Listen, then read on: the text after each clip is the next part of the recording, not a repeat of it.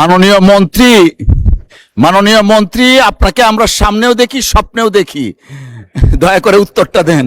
মাননীয় স্পিকার, আমি ভীত সন্ত্রস্ত বোধ করছি। অলমোস্ট ওয়ার্নিং এর মতো বক্তব্য এসেছে মাননীয় স্পিকার।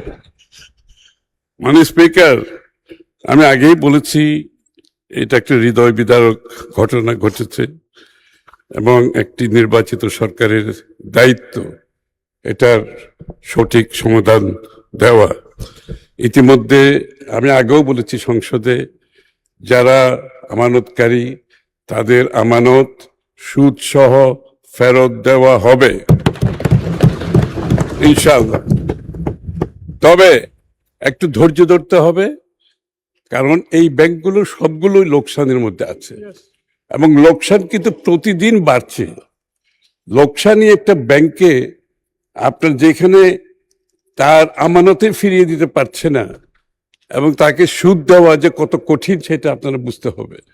তারপরও একটি নির্বাচিত সরকার জনগণের স্বার্থ সংরক্ষণে আমরা নিশ্চিতভাবে তাদের আমানত এবং সুদ ফেরত দেওয়া হবে, কিন্তু এটার জন্য একটা সময়ের প্রয়োজন।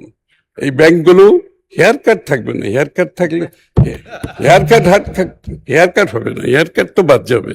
আমি যখন বলছি সুদ সহ, সুতরাং হেয়ার কাটের তো প্রশ্ন আসছে না এখানে।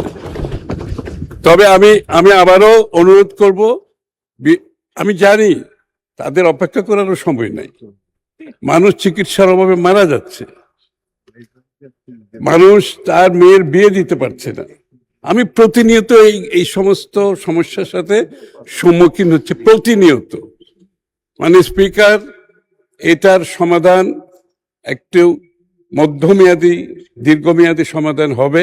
তবে নিশ্চিতভাবে এটা বলতে পারি, আমানতকারীরা তাদের টাকা ফেরত পাবে, সুদ সহ ফেরত পাবে, এটা নিশ্চিতভাবে বলা যাবে। তবে এটার জন্য একটু ধৈর্য ধারণ করতে হবে।